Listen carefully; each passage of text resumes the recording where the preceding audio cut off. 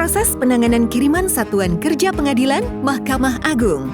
Pada tanggal 22 Mei 2023, Mahkamah Agung Republik Indonesia bekerja sama dengan Pos Indonesia untuk pengiriman dokumen surat.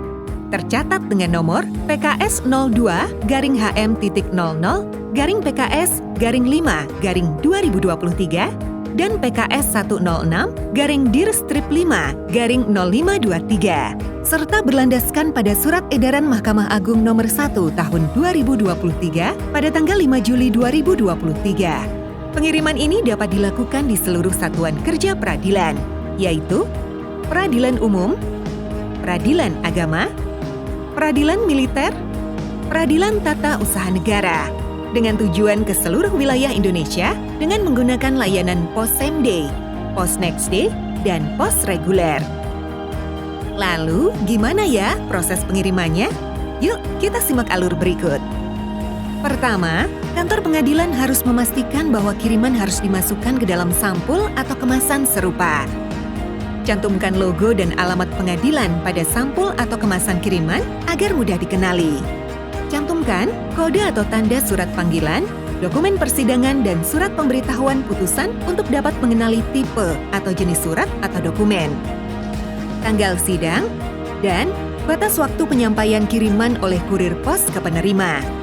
Jurusita pengadilan harus menyampaikan surat kepada petugas pos selambat-lambatnya 6 hari sebelum tanggal sidang.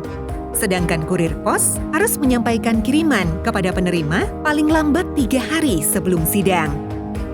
Tuliskan dengan jelas, lengkap, dan benar nama dan alamat pengirim serta penerima sesuai dengan surat gugatan dengan struktur alamat seperti di bawah ini.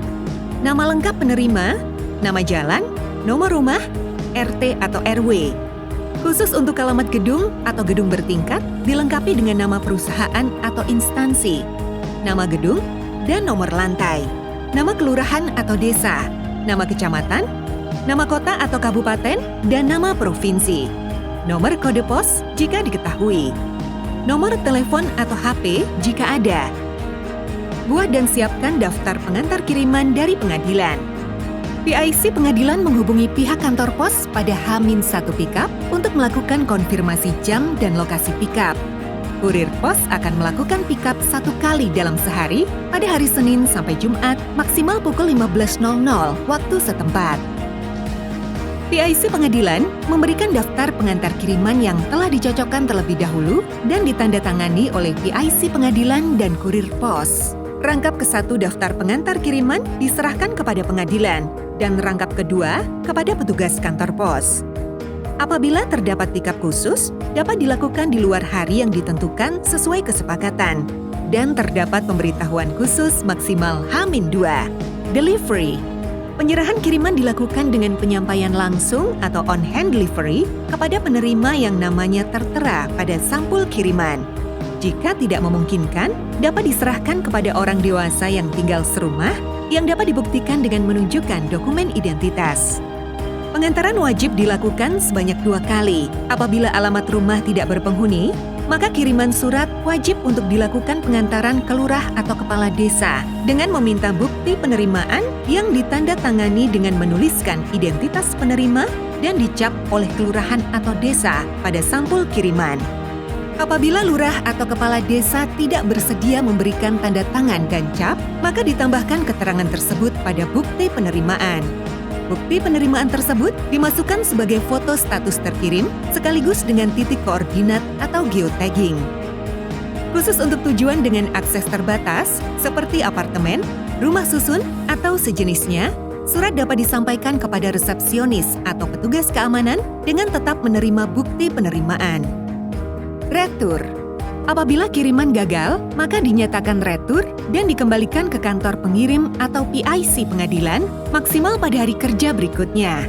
Petugas pos wajib membuat teraan atau stempel yang berisi keterangan dan alasan retur dari kelurahan atau kepala desa. Suatu kiriman dikatakan retur jika alamat tidak ditemukan, penerima sudah tidak berdomisili di alamat pengiriman, penerima tidak dikenal, penerima meninggal, dan tidak ada ahli waris di alamat tersebut. Ditolak penerima. Seluruh kiriman retur wajib disertakan keterangan dari kepala desa atau kelurahan atau pemerintah setempat. Apabila kiriman ditolak penerima, wajib menyertakan dokumentasi atau foto orang tersebut. Petugas atau kurir pos yang melakukan pick-up dan antaran kiriman adalah petugas khusus yang dipilih secara kualitas pekerjaan sangat baik dan memiliki integritas yang tinggi, yang juga didukung dengan memiliki surat penunjukan tugas, sehingga penanganan proses kiriman terjamin terlaksana dengan baik. Pos Indonesia menjamin kiriman dokumen pengadilan diserahkan langsung ke penerima pada alamat sesuai dengan yang tertera pada data penulisan, dan tidak diperkenankan membuat panggilan kepada penerima untuk penyerahan dokumen di kantor pos atau lokasi lain. Dashboard pengawas. Masing-masing akan diberikan user akses dashboard sehingga dapat melacak status kiriman dan POD atau Proof of Delivery sebagai bukti penyerahan. Mahkamah Agung juga akan diberikan user akses untuk memantau kiriman seluruh satuan kerja peradilan. Sekian penjelasan proses penanganan kiriman satuan kerja pengadilan. Selamat bekerja!